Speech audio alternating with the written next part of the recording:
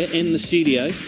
Somebody, we were just saying off there, I've never interviewed this guy before in my life, yet we've met on so many times. Yeah. Danny from The Script. We've also gotten drunk very few times as well. We have. How are you? I'm really good, yeah, overworked, underpaid, but I guess like everybody here in Wales. But do you know what, you are so busy at the moment. I mean, you know, let's think about it. We're on album, number 3?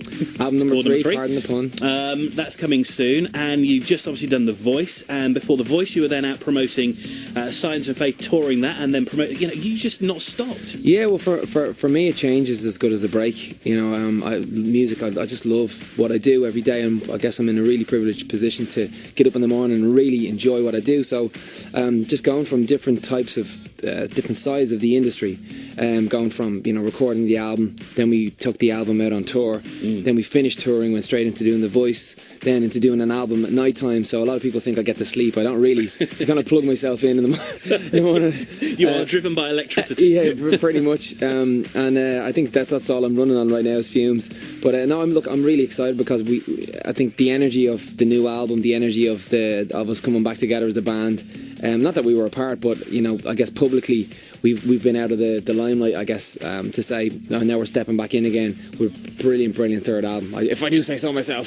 Well, I've only heard a couple of tracks, and it is brilliant. Thank from you. what I've heard so far. The first thing we're going to play in a second is just nothing short of phenomenal.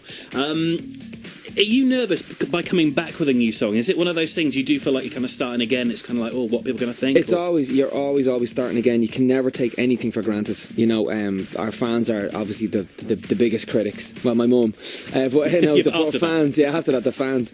And you just, you know, we're really proud of it, and we don't want to feel like we've let anybody down. Because we've taken these people along for the whole journey. I was going to say for a ride, but, but we've you know, these people have been along for a journey, and you just feel like, wow, it was such a sad time if you made a bad album, everyone just jumped off the train, you know, before you reach the station. But it doesn't seem that way. It seems like the train's getting slower and slower. There's so many people jumping on now, and I think The Voice was a great way. For us to get our ethos across and get, I guess, put a face to the songs, I guess, in a way. Yeah, well, it catapulted The Man Who Can't Be Moved back into the chart, and the album, the first album, was sort of propelled back up again as well, wasn't it? Yeah, it's. I mean, that album, I think in 1 year was number 1 3 times. It's mad. And then you kind of think, right, well, that's that done. We've rinsed that one dry. And then with something as big as The Voice, you know, it's the most successful launch of an entertainment show in the history of British television. You know, which is, I think, is phenomenal considering Britain's Got Talent, you know, X Factor, all those. So for a first season, it was incredible, and I think we were a benefactor of that. Same with Tom Jones, Jesse, and Will. You know, we didn't go on there to do that, but it was a nice little byproduct as well. Now, talking of Will, he features on the first single from the new album, number 3, Hall of Fame. Now, and I've talked about this a couple of times already, I've read somewhere, and you'll confirm or deny this, is it true part of the process of getting on, you had to get into a headlock or something? Is that true, or is that fabricated? Well, no, because he's such a busy guy that it's hard to nail him down. And although he might, you know, be singular about the idea, he's fairly scatterbrained in his execution, you know. But and if you ever tell an Irishman something, be very careful. You know, don't invite an Irishman over for the summer because he will be there. I'll come over anytime. It's like the next day, you know, hello. So yeah, he said, look, I'd love to do the song, and I guess I was annoying enough that I just kept bothering him.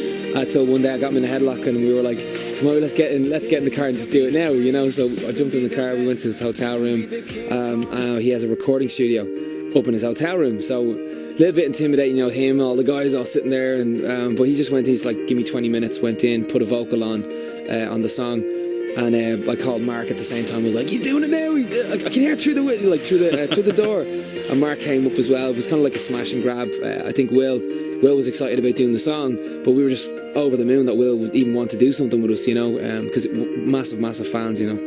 Well, let's hear it, because it really is just a brilliant single. It harks back a little bit to We Cry, which I love. Exactly. I mean, I guess a lot of people listening radio-wise would know us for The Man Who Can't Be Moved, Break Even for the first time. But this is going back to our original, almost hip-hop roots, you know, just kind of borrowing from different styles, and very inspirational song, inspirational message behind it. And with the Olympics as well, this is going to be everywhere. Yeah. For the next few weeks, without a Yeah, doubt. it wasn't planned, but yeah, fingers crossed. Well, let's see. It's The Script. Will.i.am, new single on Bridge. This is Hall of Fame. Number 3, when are we getting the album? When's that coming out? That's going to be out on the 10th of September. 10th of September, yeah. Okay. And the single with Will.i.am, when do we get that? That's out on the 2nd of September as well, yeah, so it's going to be out fairly shortly before it.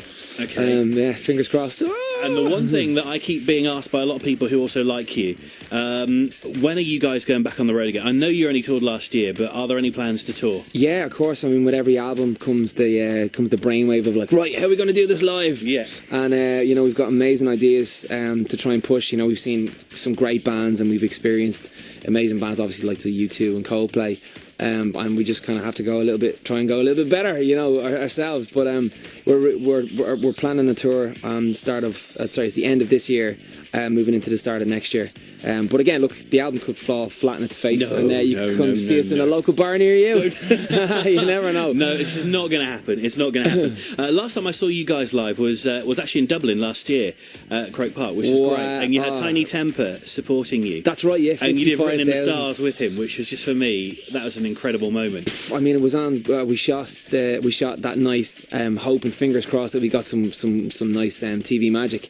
And we shot a DVD. It was live at the Aviva, and I was only watching it a few weeks ago, and that was a momentous occasion. 55,000. We had only played actually down the road maybe 3 years previous to 26 people. We only sold 26 tickets. Most of them were my family, and there we were 3 years later with like the helps of people like yourself pushing new music and being able to take a chance on us.